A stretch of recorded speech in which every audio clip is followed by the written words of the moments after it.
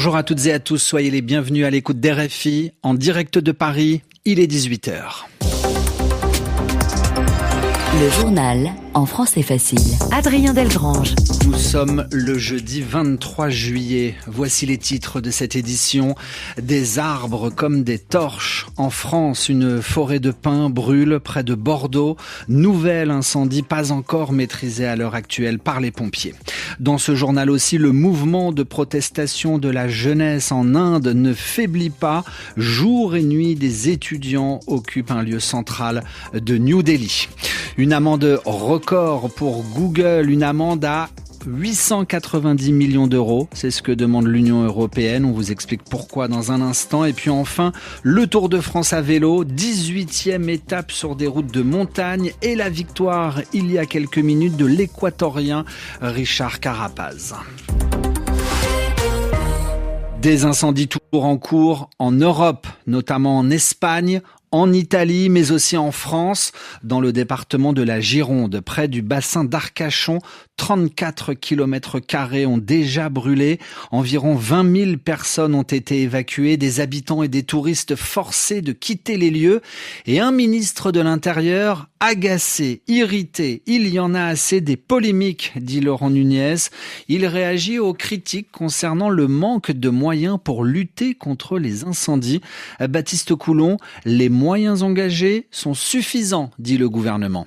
Une annonce concernant l'A400M. Cet avion militaire est prêt à rejoindre l'arsenal de lutte contre les incendies, indiquait ce matin sur BFM TV Maude Bréjon, porte-parole du gouvernement. D'ici à fin juillet, l'A400M sera en mesure de venir en appui de l'ensemble des autres moyens. Pour donner une idée, c'est l'équivalent de 3 Canadair. Mais du matériel, c'est bien, des bras, c'est mieux, répondent les syndicats qui dénoncent la surcharge opérationnelle des secouristes. Delphine Renaud est représentante CGT des pompiers du département de la Vienne. Par rapport aux 5 dernières années, on est sur une hausse de 56% de notre activité opérationnelle. Donc ça n'est pas que le nombre d'interventions, c'est le temps qui est passé en intervention. Un temps qui s'allonge avec la multiplication des incendies à traiter dans la Vienne et ailleurs. Il y a de nombreux départs pour des renforts sur des départements extérieurs, très intenses, peu de repos. Conséquence de ces détachements temporaires, le manque de moyens pour assurer la continuité des secours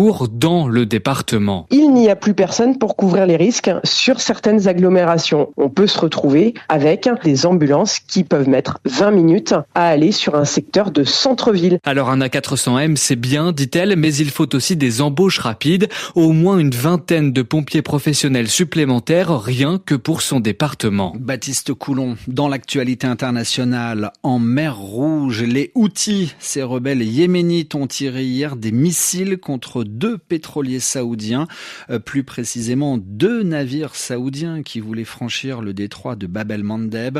Colère vue de Washington par la voix de Donald Trump, le président américain menace les Houthis d'une punition militaire majeure. RFI à New Delhi, il est 21h passé de 33 minutes. En Inde, le bras de fer continue entre la jeunesse et le gouvernement de Narendra Modi. Des milliers de protestataires continuent d'occuper jour et nuit l'esplanade de Jantar Mantar, en cœur de la capitale New Delhi. Le Premier ministre Narendra Modi a promis hier de sanctionner, de punir les responsables des fraudes aux examens universitaires. Pas sûr que ces annonces calment la jeunesse. Leur motivation et leurs revendications restent intactes. Ils demandent la démission, le départ du ministre de l'Éducation. Des étudiants en colère qui se réunissent sous la bannière du Parti du peuple des cafards. Alors pourquoi le mot cafard est-il repris par la jeunesse ? C'est ce que nous explique Yelena Tomic. Tout a commencé à la mi-mai lorsqu'un juge de la Cour suprême a comparé de jeunes chômeurs, trop passifs selon lui et dépendants de l'État, à des cafards et à des parasites. Très vite, les propos méprisants sont détournés par des étudiants qui lancent le Parti du peuple des cafards, dont l'acronyme CJP ressemble étrangement au BJP, le parti au pouvoir de Narendra Modi.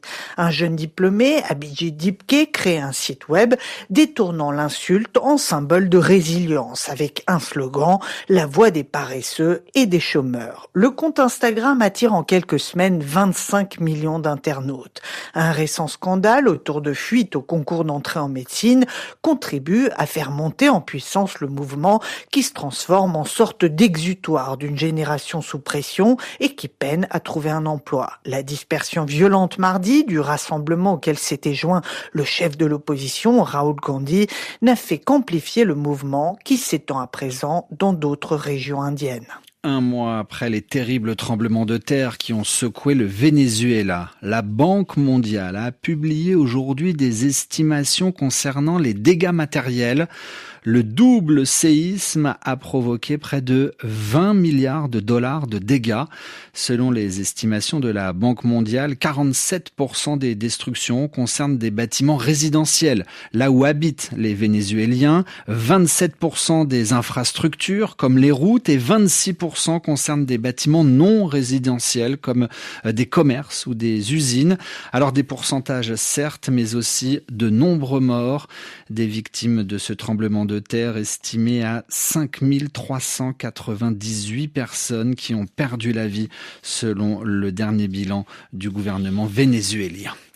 L'actualité en Europe, cette amende de 890 millions d'euros pour Google. L'Union européenne a décidé de sanctionner le géant de la technologie pour atteinte à la concurrence. Google est pointé du doigt pour avoir favorisé ses propres services dans les résultats de son moteur de recherche. L'entreprise a également empêché les développeurs utilisant le Play Store d'orienter les clients vers d'autres points de vente. De son côté, Google critique cette décision. Selon le géant de la technologie, cela ne sert à rien. En tout cas, cela sert à dégrader uniquement les services que propose Google. Les réactions sont nombreuses. En France, Total Energy a encore réalisé un bénéfice record. Le groupe français a engrangé 5 milliards 400 millions de dollars rien que sur le deuxième trimestre de cette année. Alors plusieurs partis politiques de gauche, la France Insoumise, le Parti communiste, les écologistes dénoncent des profits de guerre, estimant que le groupe profite de la hausse des prix du pétrole liée au conflit au Moyen-Orient. La gauche réclame une taxe exceptionnelle sur ses bénéfices pour financer notamment le pouvoir d'achat ou encore la transition écologique. De nombreuses ONG montent également au créneau comme Greenpeace, Oxfam ou encore Raison Action Climat qui jugent ces bénéfices indécents. On referme ce journal en parlant du Tour de France à vélo qui passe ces jours-ci par les montagnes, les Alpes en l'occurrence. Aujourd'hui, c'est l'Équatorien Richard Carapaz qui a été le plus rapide en solitaire. Il a remporté dans les Alpes la 18e étape du Tour de France au sommet d'Orsières-Merlert. Le Slovène, lui, Tadej Pogačar, garde le maillot jaune. Et pour cette course cycliste internationale, tous les jours se monte et se démonte le village du Tour de France. Une fourmilière éphémère où l'on retrouve des sponsors, des produits locaux, des musiciens et Olivier Pron. Pour un tour au village, certains feraient n'importe quoi. Ariel et son violon ambiance cette place ombragée du centre de Chambéry où Eric fait découvrir aux heureux invités ses produits locaux. Ça permet surtout de se faire connaître parce qu'en fait beaucoup de gens ne nous connaissent pas. Des fois on peut être un petit peu délocalisé sur le bassin et je pense qu'aujourd'hui on est quand même dans ces valeurs d'acheter local, d'acheter de plus en plus proche de chez nous et je pense qu'on correspond à une image aujourd'hui. Acheter local, rencontrer des élus locaux, le village sert aussi à les remercier en public pour leur accueil. Christian Prudhomme, directeur du Tour. Nous avons la chance d'avoir 300 candidatures chaque année pour le Tour de France.